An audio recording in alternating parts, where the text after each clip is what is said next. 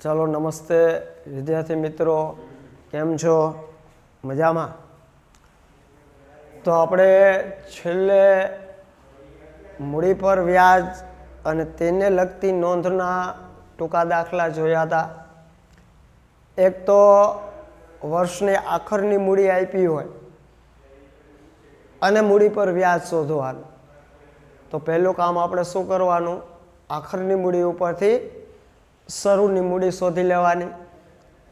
आखरनी मूडीमां उपाड़ शुं कर देवानो? उमेरी देवानो अने नफो माइनस कर देवानो એટલે શરૂની મૂડી મળી જાય, એના ઉપર મૂડીનું વ્યાજ ગણાય। આ જોઈ ગયા। બીજું મૂડી પર વ્યાજ ગણવાનું રહી ગયું તો ભૂલ સુધારણા નોંધ અથવા તો કોના ખાતે કેટલા જમા કે ઉધાર થશે એ જણાવવા માટે મૂડીમાં ફેરફાર। મૂડી પરનું વ્યાજ ગણવાનું રહી ગયું છે તો ભાગીદારના મૂડી ખાતે જમા થવાનું રહી ગયું છે તો પ્લસ થાય। એ જેટલું કુલ પ્લસ થાય મૂડી પરનું વ્યાજ એટલો વધુ વેચાયેલો નફો માઇનસ થાય। જે તફાવત વધે માઇનસ વધે તો એના મૂડી ખાતે ઉધાર, પ્લસ વધે તો એના મૂડી ખાતે જમા થઈ ગયું। અને ત્રીજો એની અંદર પોઈન્ટ આપણે જોયો તો મૂડી પર વ્યાજની અંદર જ કે કોઈ એક ભાગીદારને મૂડીના વ્યાજ સહિત અમુક રકમ મળતી હોય તો એ ઉપરથી બીજા ભાગીદારને કેટલા મળે એ આપણે શોધવાના દાખલા જોયા હતા। તો છેલ્લો હજી આપણે એક દાખલો એ વ્યવસ્થિત રીતે જોઈ લઈએ।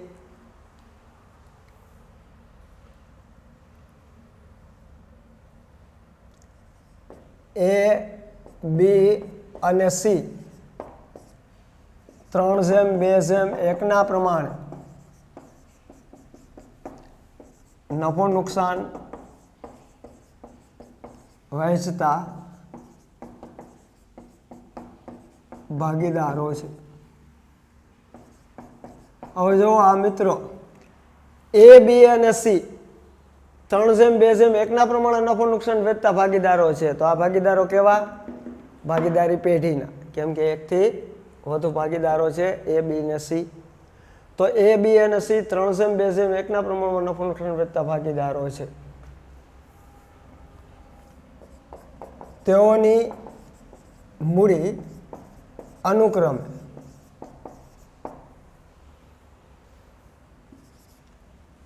રૂપિયા 2,50,000, રૂપિયા 1,50,000 અને રૂપિયા 50,000 છે। મૂડી પર વ્યાજનો દર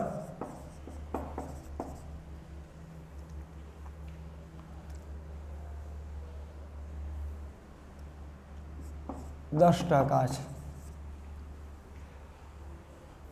જો વર્ષના અંતે ભાગીદાર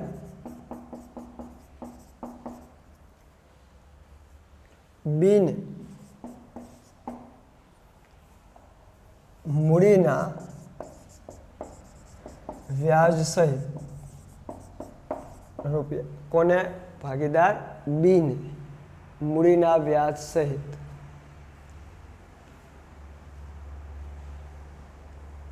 એટલે બીની મૂડી કેટલી છે? 1,50,000।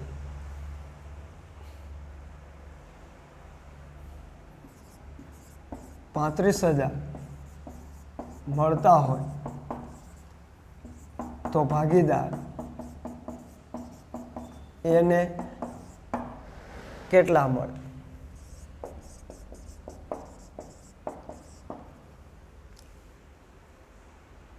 બીને મૂડીના વ્યાજ સહિત 35,000 મળે તો એ જ રીતે મૂડીના વ્યાજ સહિત ભાગીદાર એને કેટલા મળે?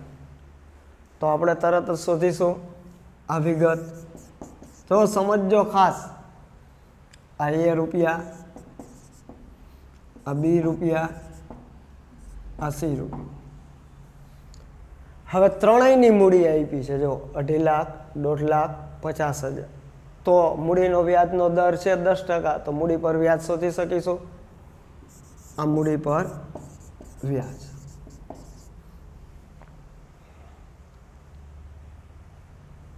તો એનો 2.5 લાખ 10% એટલે 25,000 થાય। બીનું 1,50,000 10% લેખે કેટલું થાય મૂડી પર વ્યાજ? 15,000 થાય. અને સીનું 50,000 ઉપર 10% તો 5,000 થાય. હવે એક તો ભાગીદારને વર્ષના અંતે મૂડી પર વ્યાજ મળે અને બીજું વહેંચણી પાત્ર નફો પ્લસ થાય.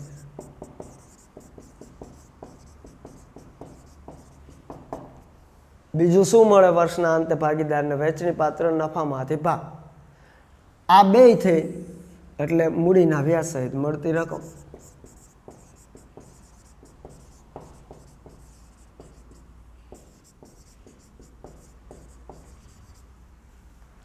હવે એ આપણને આપ્યું છે, જો વર્ષના અંતે ભાગીદાર બી ને મૂડીના વ્યાજ સહિત બી ને એટલે આ બી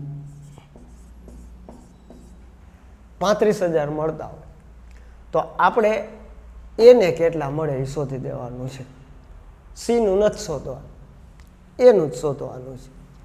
તો હવે વિચારો કે ભાગીદાર બીનું મૂડી પર વ્યાજ 15,000 પ્લસ વેચણી પાત્ર નફો એ આપણને ખબર નથી કેટલો છે, એ બે થઈને કેટલા મળે છે? 35,000. તો 35,000 બે થઈને મળતા હોય તો મૂડીનું વ્યાજ 15,000 છે, તો નફો કેટલો મળતો હોય?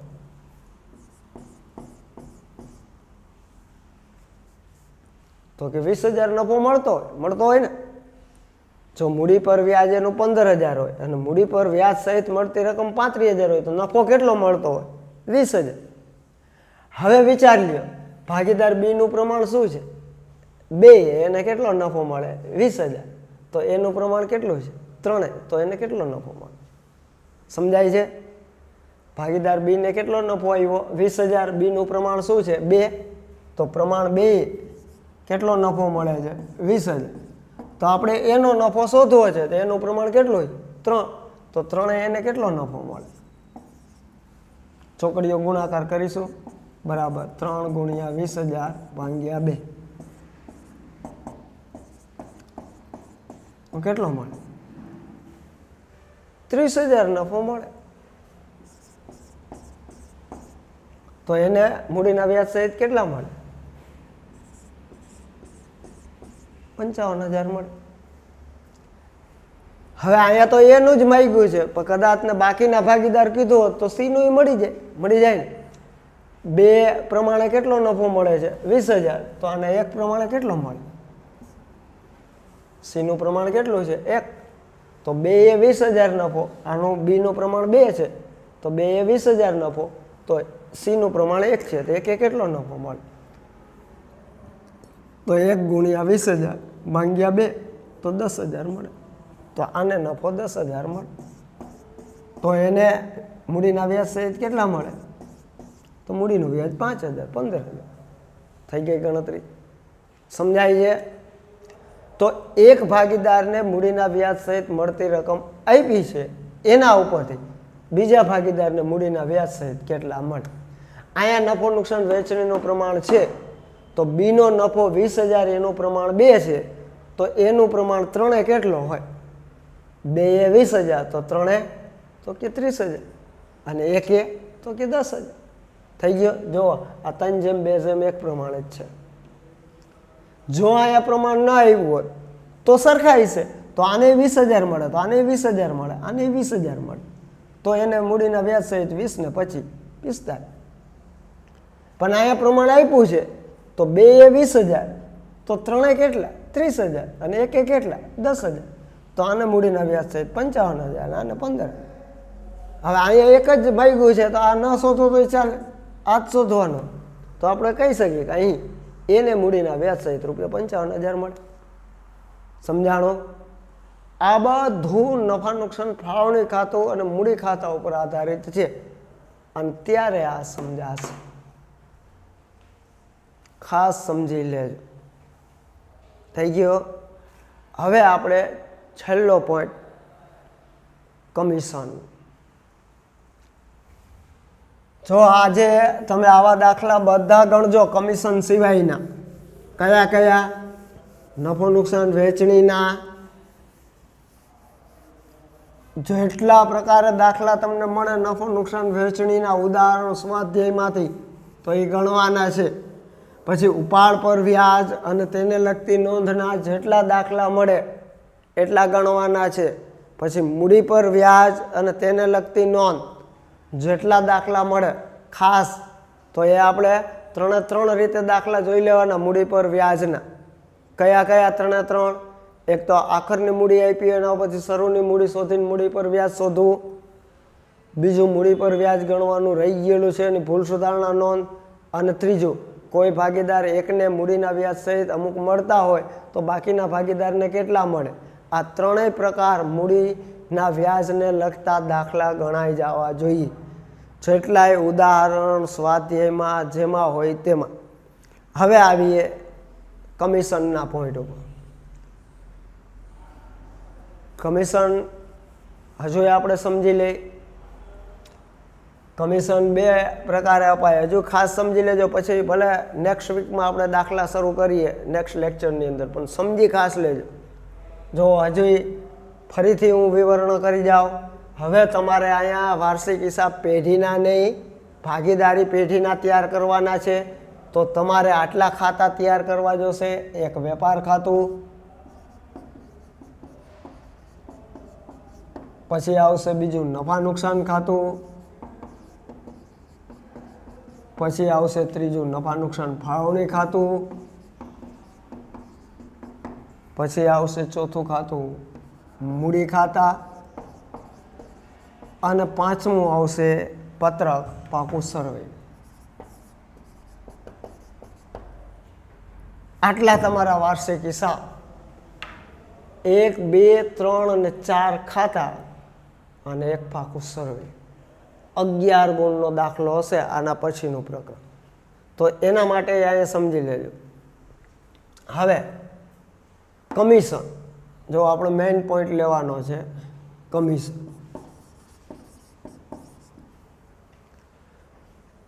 A, B અને C ભાગીદાર હોય માની લે. હવે એમાંથી ધંધાનું સંચાલન B કરતો હોય. કોણ? ભાગીદાર B. કોણ ધંધો ચલાવતો હોય? ભાગીદાર B. તો B ને નફામાંથી ભાગે મળે અને B ધંધાની અંદર કાર્યરત રહેતો હોવાથી એને કમિશન એ મળે. કોને મળે કમિશન? B.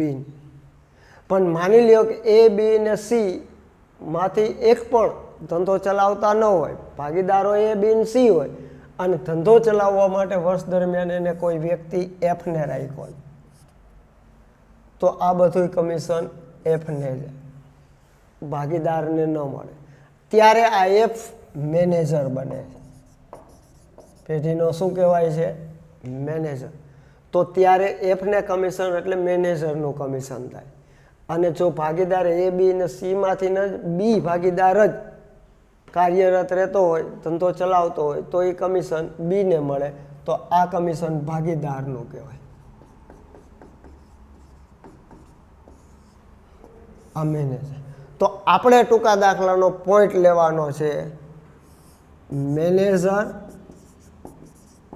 કે ભાગીદારનું કમિશન.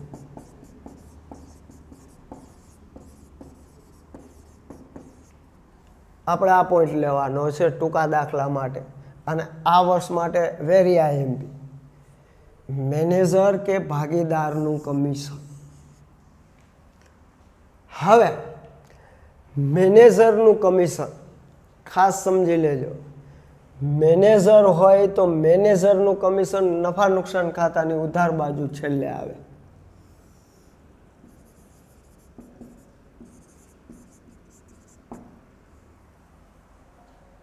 મેનેજરનું કમિશન ક્યાં આવે? નફા નુકસાન ખાતાની ઉધાર બાજુ એ છેલ્લી એન્ટ્રી આવે. અને મેનેજરનું કમિશન પેઢી માટે વર્ષના અંતે ખર્ચ તરીકે નોંધાય છે, એટલે નફા નુકસાન ખાતું ક્યાં આવશે? અહીંયા છે નફા નુકસાન ખાતું. મેનેજરનું કમિશન શું છે? પેઢી માટે ખર્ચ છે, એટલે પેઢીનો ખર્ચ ગણાય છે, એટલે વર્ષના અંતે નફા નુકસાન ખાતાની ઉધાર બાજુએ આવે. કોનું કમિશન? મેનેજર. પણ ભાગીદારનું કમિશન તો એ વર્ષના અંતે નફા નુકસાન ફાળવણી ખાતે આવે ઉધાર બાજુ. કોનું? ભાગીદાર.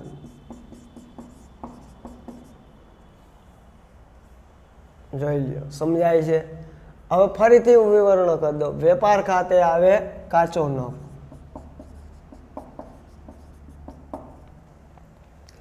નફા નુકસાન ખાતે એ કાચો નફો લઈ જવામાં આવે અને અહીંયા આવે કયો નફો? ચોખ્ખો નફો. ઈ ચોખ્ખો નફો જાય નફા નુકસાન ફાળવણી ખાતે અને એ બંધ કરો એટલે આવે વહેંચણી પાત્ર નફો. આ સમજો ખાસ. મેનેજર કે ભાગીદારનું કમિશન, આ સમજો. મેનેજરનું કમિશન નફા નુકસાન ખાતે આવે ઉધાર બાજુ અને ભાગીદારનું કમિશન આવે નફા નુકસાન ફાળવણી ખાતાની ઉધાર બાજુ. હવે આને ધ્યાનમાં રાખી આપણે આ દાખલા ગણવાના છે. તો પ્રથમ પોઈન્ટ લઈએ આપણે. ભાગીદારનું કમિશન.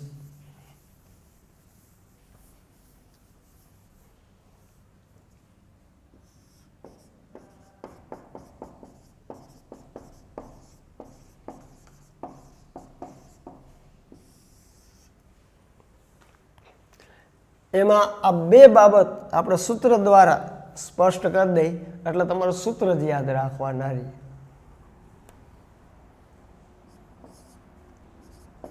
કમિશન ગણ્યા પહેલાના નફા પર કમિશન. કમિશન ગણ્યા પહેલાના નફા પર કમિશન. અથવા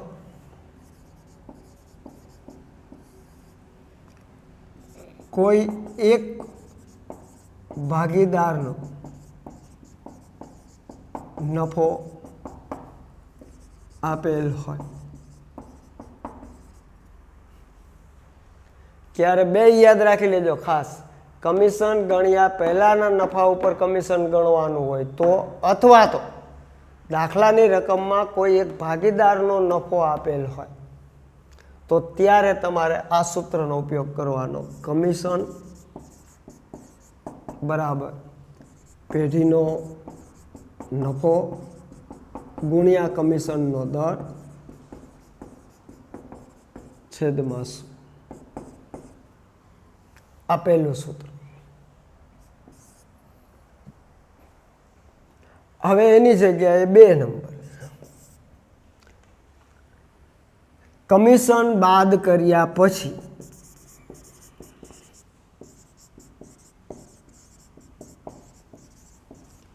વધતા નફા પર કમિશન. ક્યારે? કમિશન બાદ કર્યા પછી વધતા નફા પર કમિશન. તો તમારે આ બીજું સૂત્ર યાદ રાખવાનું. કમિશન બરાબર પેઢીનો નફો ગુણ્યા કમિશનનો દર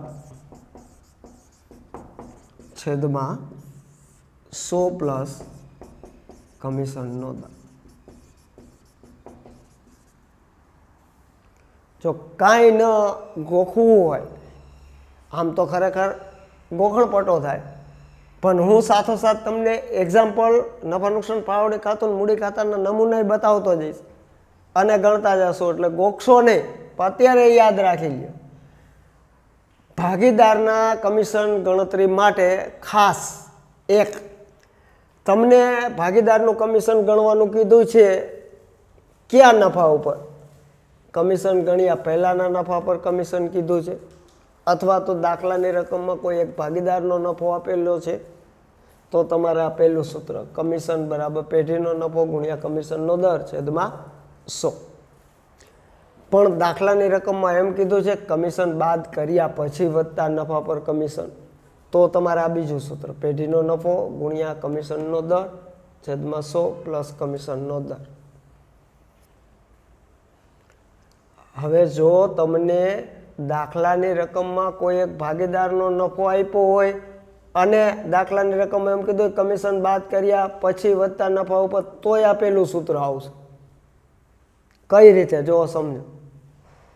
હવે આપણને ખ્યાલ આવી ગયો કમિશન ક્યાં આવે? ભાગીદારનું નફા નુકસાન ફાળવણી ખાતે. દાખલો આપણે નેક્સ્ટ લેક્ચરમાં ગણશું પણ આજે સમજી લઈએ. આ નફા નુકસાન ફાળવણી ખાતે પેઢીનો નફો એટલે ચોખ્ખો નફો. અહીંયા હોય આ ચોખ્ખો નફો. કોનો હોય? પેઢીનો હોય. આ પેઢી. હવે આ ચોખ્ખા નફામાંથી કમિશન બાદ થાય. માની લ્યો એન, તો અહીંયા આવે. એ બાદ થઈ જાય પછી જ જે નફો વધે એ વેચણી પાત્ર નફો વધે. એ જ પછી એ બી સી ને વેચાય.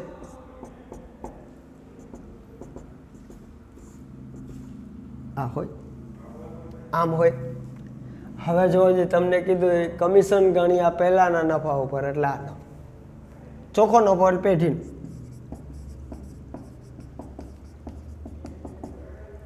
જો આ નફા ઉપર જ કેમ કે એનું કમિશન ગણ્યા પહેલાના હજી કમિશન ગણાણું ન હોય તો સીધા આના ટકા કરી નાખવાના એટલે મળી જાય કમિશન. પણ એની જગ્યાએ કમિશન બાદ કર્યા પછી વધતા નફા ઉપર તો આ નફો હોય તો હજી આમાં કમિશન બાદ ન થયું. આ કમિશન બાદ થાય પછી જ વેચણી પાત્ર નફો આવે તો આમાં હજી ભાગીદારનું કમિશન બાદ ન થયું તો ત્યારે તમે આના ટકાવાળી ન કરી શકો. તો ત્યારે તમારા બીજું સૂત્ર. અને તમને એમ કીધું કમિશન બાદ કર્યા પછી વધતા નફા પર પણ કોઈ એક ભાગીદારનો નફો આપ્યો હોય તો ભાગીદારનો નફો ક્યારે આવે? વેચણી પાત્ર કમિશન બાદ થઈ ગયા પછી નો જ આવે.